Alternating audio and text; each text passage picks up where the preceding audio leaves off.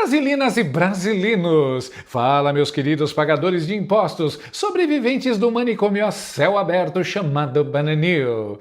Se você acordou hoje sentindo que o seu bolso está mais leve e que a nossa política continua sendo um gigantesco episódio de The Office dirigido pelo Quentin Tarantino com roteiro escrito por um macaco bêbado no teclado,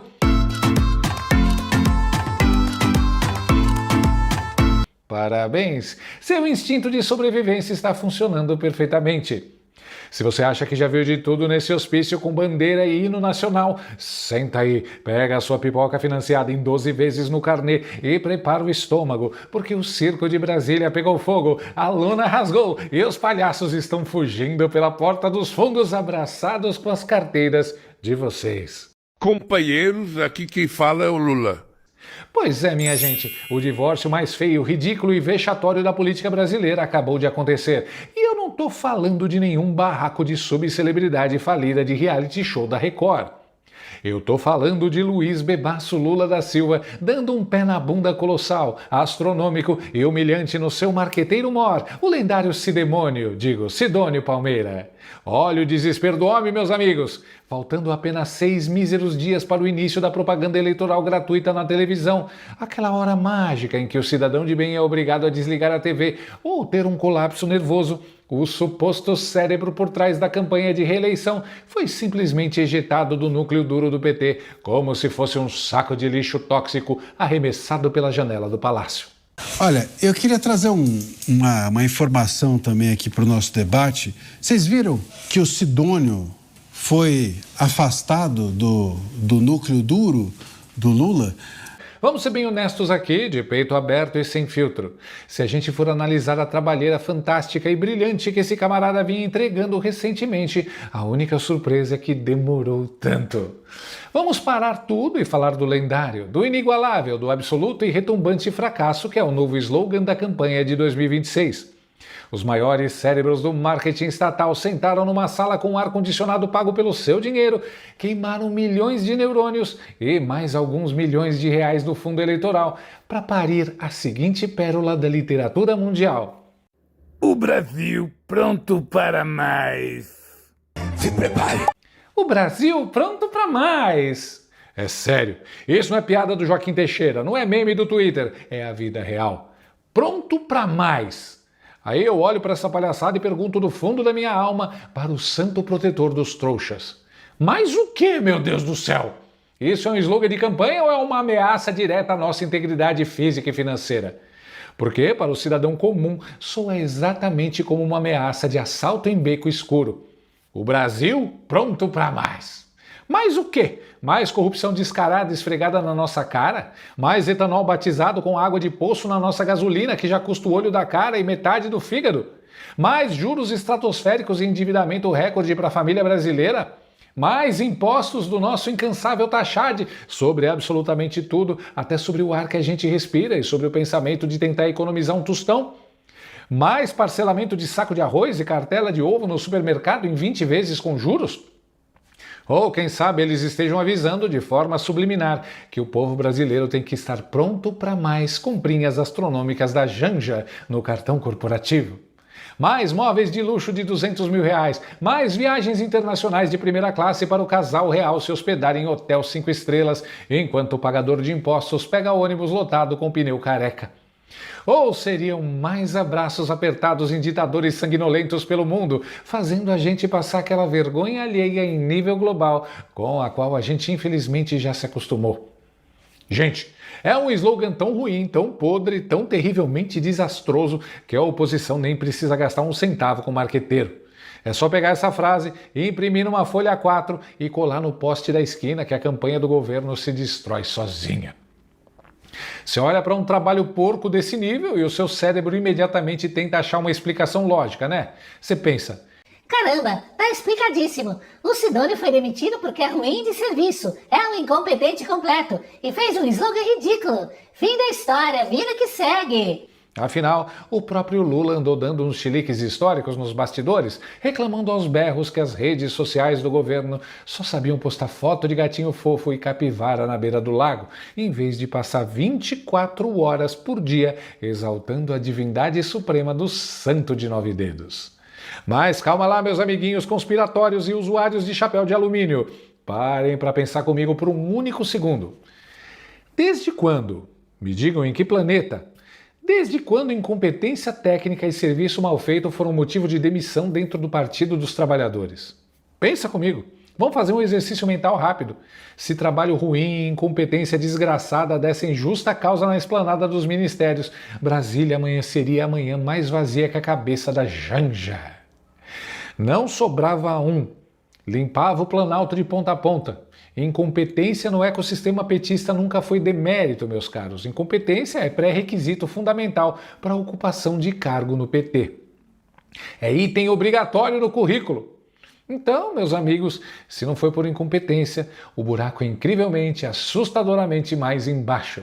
Ferro instalada há mais de 30 anos. Eles também informaram que esse buraco, a obra... Ai, meu Deus! Ai! O que está rolando longe dos olhos do público, nos bastidores mofados e escuros do poder, não é uma simples crise de criatividade de publicitário de terno engomado. O que está prestes a despencar sobre as nossas cabeças é um escândalo daqueles gigantes. Um meteoro nuclear do tamanho do Everest, com o nome da campanha do PT escrito em letras garrafais. O Cidemônio não foi simplesmente afastado porque o slogan era brega. Ele está sendo escondido. É a mesmíssima tática ninja, a mesmíssima técnica milenar da fumaça de fogueira que eles acabaram de usar com o tal do Marcola. Vocês se lembram do Marcola, né? Não do PCC, o outro. O todo-poderoso chefe de gabinete do Lula, aquele que mandava e desmandava no andar de cima.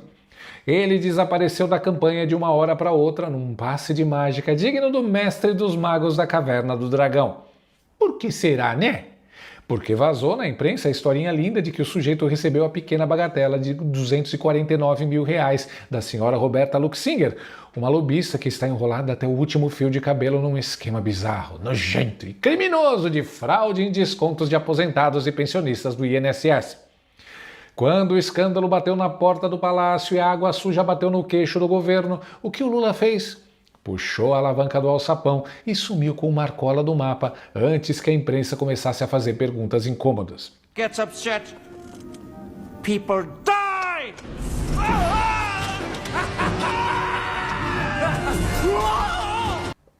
E a história, meus amigos, se repete no Brasil não como tragédia, mas como uma farsa mofada e mal escrita. O Lula demitiu o seu maior marqueteiro, a estrela da campanha, a meros 8 dias do início da propaganda eleitoral na TV. É a prova cabal, definitiva e carimbada de que a panela de pressão no porão do PT está prestes a estourar e voar tampa para tudo quanto é lado.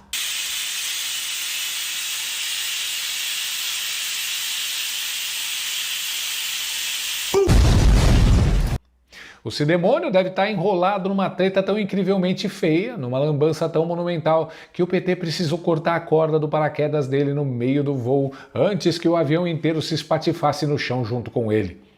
E a gente não precisa nem de bola de cristal ou de vidente de televisão para saber exatamente de qual esgoto vai sair essa lama. Algumas semanas atrás, o jornalista Cláudio Dantas jogou um holofote gigantesco num negócio simplesmente assustador. Ele descobriu que a agência de publicidade do Cidemônio, a famosa Layout, fechou ao longo dos anos a módica bagatela de R$1,5 bilhão em contratos com as sucessivas gestões petistas lá no estado da Bahia. R$1,5 bilhão, meus amigos. É dinheiro suficiente para comprar um país pequeno. É verba nível orçamento de filme dos Vingadores. Isso passou livremente pelas mãos abençoadas dos governos de Jacques Wagner, Rui Costa e agora do Jerônimo Rodrigues. Uma mamata estatal ininterrupta que atravessa décadas. Aí você faz a conta. O sujeito ganha R$1,5 bilhão dos cofres públicos baianos. E qual é o próximo passo lógico e ético nessa escalada de sucesso? Você pula o balcão da padaria e vira simplesmente ministro da SECOM do presidente da República. É lindo, né? É literalmente escalar o Conde Drácula para assumir a presidência executiva do Banco de Sangue da Cruz Vermelha. Encaro também a missão da comunicação como guardiã da democracia. O cara controla toda a comunicação oficial do governo federal, enquanto o próprio sócio dele, o senhor Raul Rabelo, fica tomando conta da campanha eleitoral por fora. É muita coincidência, não é mesmo? É de uma pureza ética que dá até vontade de chorar. Uma armação teatral grotesca só para fingir que a máquina pesada do Estado não está sendo usada escancaradamente para financiar a eleição do partido.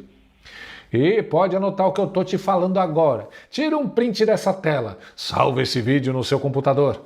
Essa descoberta maravilhosa de 1,5 bilhão de reais sangrados lá na Bahia é só a pontinha da ponta do iceberg. A oposição já sentiu o cheiro de sangue no ar. O TSE e o STF já estão olhando de canto de olho com medo do escândalo de abuso de poder político e econômico ficar grande demais para ser jogado para debaixo do tapete.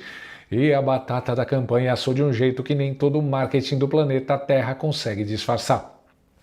Vai estourar uma falcatrua monumental de proporções bíblicas envolvendo o nome do Sidemônio nas próximas semanas.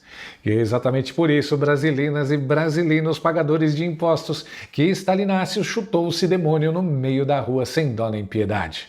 Não foi porque o slogan "Pronto para mais" era um lixo horroroso e sem sentido. Foi porque o mais que estava chegando no correio era mais um inquérito novinho em folha com o carimbo da pelúcia federal. Não custa lembrar que Lula tem um histórico desastroso com marqueteiros.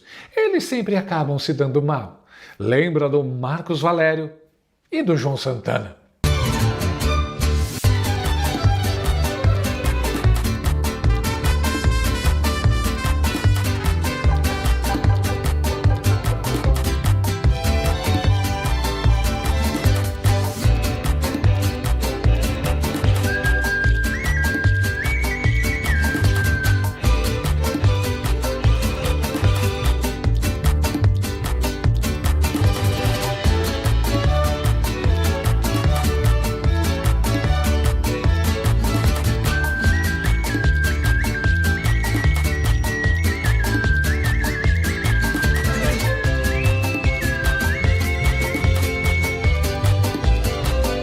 A moral da história é clara. Enquanto Walter White usava veneno e faca para calar as testemunhas, no Planalto a limpeza de arquivo é feita com exoneração e demissão no Diário Oficial. O perigo continua o mesmo, a única diferença é que em Brasília o Heisenberg de 9 dedos usa terno folgado e fala "companheiro".